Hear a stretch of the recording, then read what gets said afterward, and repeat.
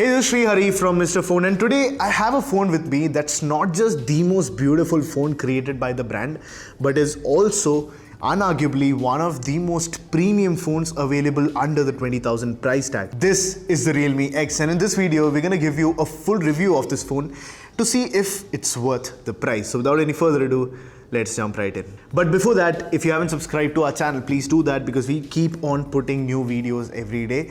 And also, if you haven't checked out the first impressions of the Realme 3i, they are also live on the channel. So please go ahead and check that as well. Realme's trajectory when you look at hardware design has been one of the steepest among the competition. Product after product, the design language has only become better. The Realme 3 Pro was already a very well designed phone, and the Realme X somehow manages to top that as well. The Realme X is a truly mature design and probably one of the most ambitiously designed phones in the under 20,000 price category. Especially the white color with rainbowish reflections. The centered camera module is also something I appreciate a lot. I really like that white back with that little black camera module in the center. Moving over to the sides, we have a chrome finished polycarbonate running all around the frame, which helps make the device much lighter than others. The frame is mostly intact barring a few minor scratches on it, and if you do want to keep it looking pristine for long, then Realme does provide you with a very high quality case inside the box itself. The power and volume buttons have been ergonomically placed, and more importantly, I'm digging the indent on all those buttons. Also, this is the first time that we see the brand color yellow peeking through the power button. I would have made it completely yellow though. The curved back helps with ergonomics as well, and I think one thing that Realme has to be applauded for is the ergonomics, because phone after phone their ergonomics have only become better. This phone might feel slightly heavier to some people only because of its larger size. That said, I personally prefer the heft. Two of the bigger changes is the placement of front camera inside the pop-up mechanism and the shift to USB-C port finally. In fact, that pop-up camera mechanism also works for face unlock, which is quite fast. Even compared to the footage that we saw for the K20 with the Chinese unit, this does seem slightly faster on the pop-up mechanism. Also, another thing that Realme has done that's quite special is that for the front camera, for the glass on the front of the pop-up mechanism, while others mostly use plastic or glass, they've actually went ahead and used sapphire glass, which is very hard, which is actually used in very few materials in a phone. It's a premium material, but they've used sapphire glass on the front so that it almost never gets scratched.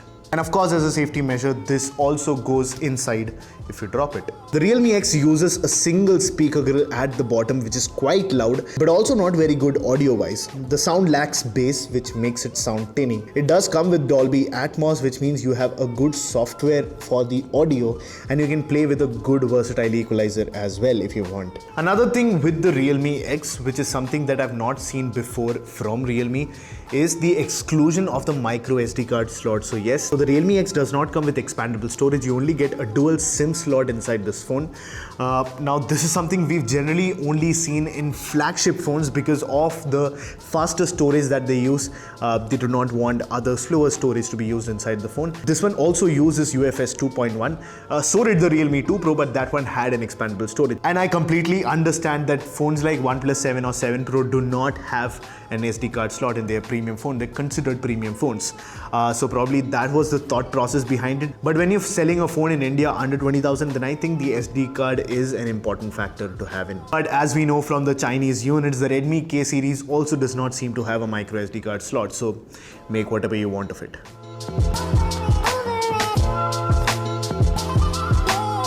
The Realme X, as coined by Ershad, is more of a Realme 3 Pro in most ways, and the display is, I think, one of the biggest, most noticeable differences. Instead of going with an LCD, they went with an AMOLED display, which itself is quite crazy. Just to think of the fact that you get an AMOLED display at this price is, as I said, crazy. But they've not done this with a notch or by creating a punch hole, but they've done that by creating a completely bezel-less design which just enhances the look of that AMOLED screen. The bezel-less look on the Realme X is not far from the dream look. Only if the chin was a little smaller, it would have been just perfect. That said, the display is gorgeous, easily one of the best looking displays under 20,000, at least for the next 2 days, because the Redmi phones haven't launched yet, of course. The deep blacks, the punchy colors, all of it is quite fun. The Realme X also, for the first time for a Realme phone, gets an always on display. As of now, there's no customization available, but you can still schedule it. Although one thing I do not like is the fact that the clock moves around, so I have to adjust my eyes every time. I know it might be to avoid burn-ins, but I would have still only moved it slightly rather than it flowing like on Windows screensavers. Talking about that display, there's another special feature in the Realme X, and that is an in-display fingerprint scanner. In fact, the first in-display fingerprint scanner on a Realme phone yet again. And this one is very fast at that as well. Now, in-display fingerprint scanners have only become good very recently, which means that the price hasn't really come down. So it's commendable that Realme has decided to put an in-display fingerprint scanner in a phone that costs under 20,000 that already is packed with so much. It does come with wideband L1 and more importantly has an HDR compatible display, which makes it one of the first phones to support HDR under 20,000. The Vivo Z1 Pro also showed HDR, but that was not an HDR compatible display. This one is. This makes the Realme X a great multimedia phone. The brightness levels are also great, which means that outdoors shouldn't be a problem. There is that characteristic color shift that AMOLED displays tend to have. That said, it doesn't affect most images or videos. Apart from the obvious advantage of watching movies and videos in full screen, the bezel-less look also enhances my reading experience. Opening and reading articles on Pocket, the text goes to the edge, which just gives it that infinity pool look. I think when it comes to displays, it's easily one of my most favorite displays in any price segment.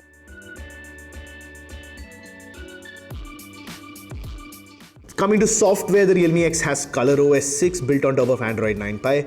We've talked about ColorOS in detail in a lot of videos. It is almost the exact same software on the Realme 3 Pro, which isn't necessarily a bad thing. ColorOS has come a long way. There are a few extra features on the Realme X though, starting with an always-on display that I talked about earlier. The second difference is the new navigation method where the home and recent gestures remain the same, but the back gesture has moved to the sides of the phone, either sides of the phone. It does feel very intuitive. There's also this neat trick where if you hold it for longer, then you go to the previous app. So that's also something that lets you multitask quite easily. I think that this is a great step in the right direction. The back gesture could be a little more sensitive and intuitive, and if there's a possibility of controlling it, that would be great as well. But I think the navigation gestures are something that you'll like a lot. Apart from this, the Realme X is essentially the Realme 3 Pro. My everyday use was also very pleasant, of course, barring the bloatware. ColorOS has a ton of features, including D&D modes, the customizable off-screen gestures. You can also add the Google Assistant to a short press of the power button, which also comes in handy in a lot of situations. I think all in all, it comes down to personal preference. The OS is quite mature with its features. It comes down to personal preference. So if you're worried about using the software, then I'll suggest you to please go ahead and check out a Realme phone or maybe even an Oppo phone. It's only a few icons that are different. So just go ahead and check that out. If you like it, then you'll like this one as well.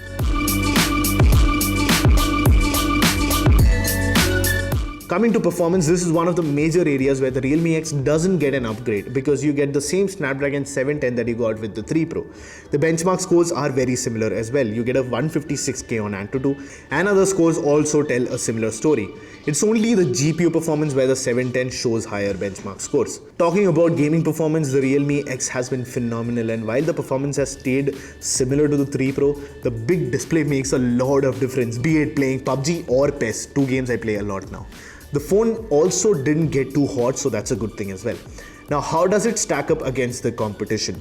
Compared to the Snapdragon 675 on the Redmi Note 7 Pro, I prefer this processor because of the better graphic performance and just a slightly more advanced design with a 10nm process and a better X15 modem. A new phone that came up recently in this price category is the Vivo Z1 Pro, which has a Snapdragon 712. It's an improved version. It does show slightly better benchmarks, but I'd still place it pretty much at the same level as the 710.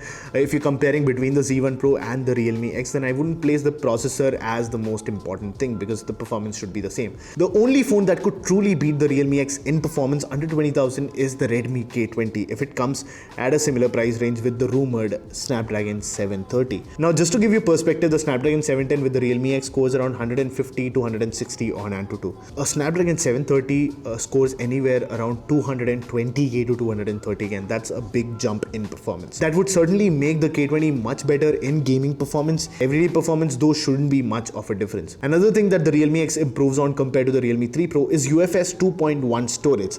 The UFS 2.1 storage will make a difference in everyday performance as well. I would have liked slightly faster speeds though, because there are phones with UFS 2.1 storage that produce read speeds of up to 700 megabytes per second.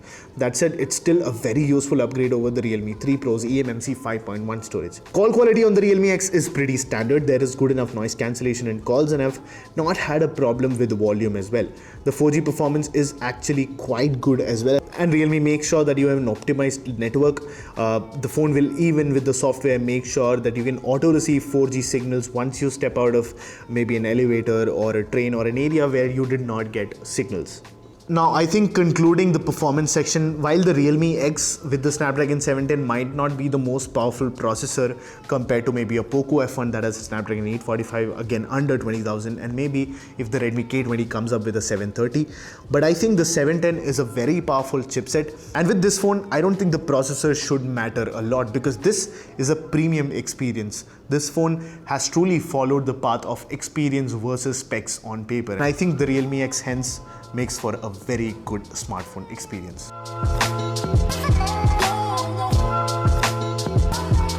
The second area where the Realme X gets a big upgrade is the cameras. The brand has moved from an IMX 519 to a 48 megapixel Sony IMX 586 camera sensor. Yes, the popular 48 megapixel sensor that powers optics for phones like the OnePlus 7 Pro and the OnePlus 7 Honor View 20 and arch rival Redmi Note 7 Pro. This new sensor does pixel binning to effectively produce 12 megapixel images. The half-inch sensor along with an aperture of f/1.7 does make the Realme X a very good camera on paper. Talking about the pictures that come out, daylight conditions are close to perfect for the phone. Retails are easily some of the best we've seen in this price range. The dynamic range is something it does struggle with here and there, but for the most part it's pretty good. I am not a biggest fan of the colors though, and unlike the Realme 3 Pro where the color tones themselves needed some tweaking, the Realme X only saturates and that's it. Only if there was a way to bring the saturation down, it would have been the perfect camera. If you compare it to the Realme 3 Pro, you can clearly see that colors like yellows and reds have been worked on phenomenally, and the Realme X is a major improvement on that. The skin tones are something that it plays with very well. Now, talking about the low light performance of the Realme X, this is also something that was quite impressive to me. Now, the Realme 3 Pro already had good low light performance, but the X certainly improves upon that as well. For example, in this picture, if you see, the light flare has been controlled quite well considering that this was a low lit situation. Even if you see, the JMD logo has not been overexposed completely.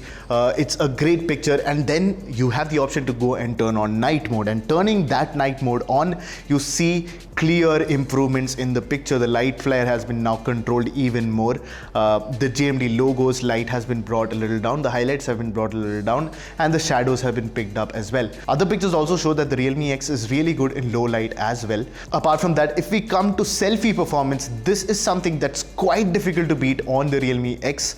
The 16 megapixel sensor produces some great natural details in the picture. There are still some highlight issues happening, but for the most part, I think you're getting a great selfie performance on the Realme X. The low light selfie performance is again very good, and it's no surprise because the Realme 3 Pro was one of the best phones in low light selfies, and the Realme X is no different. Coming to video, the performance of the Realme X is quite good. The colors that the Realme 3 Pro provided in previous camera comparisons were already quite good, and the Realme X improves upon that as well. The contrast ratios, the details that you see in the picture, the face tones, everything looks very good. The stabilization could have been slightly better. It's still very good at an 1080p, but I feel like there are phones that do better EIS. Slightly better, there's still a minor change. Realme being a company that's very good with software updates, this shouldn't be a thing that they won't fix maybe in the future. It also shoots 4K, there's no stabilization at 4K. The footage also looks a little bit reddish, but I think the footage still looks quite good. The fact that you can shoot 4K with the 48 megapixel camera with such good details and quality, I think is phenomenal.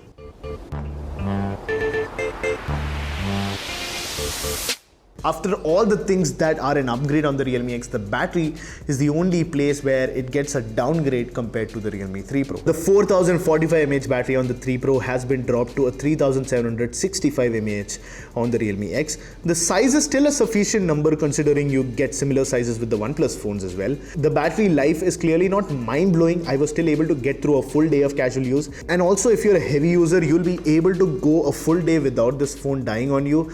That is primarily because of the power management that Realme has built in. There are situations where it will go aggressive, so there might be apps that close in your background. I did not notice it to be very aggressive, but there is still a lot of power management that is happening, which is probably why the battery life is not as bad as it could have been with that 3765 mAh battery size. That said, when it does come to charging, there is VOOC 3.0 that you simply cannot beat.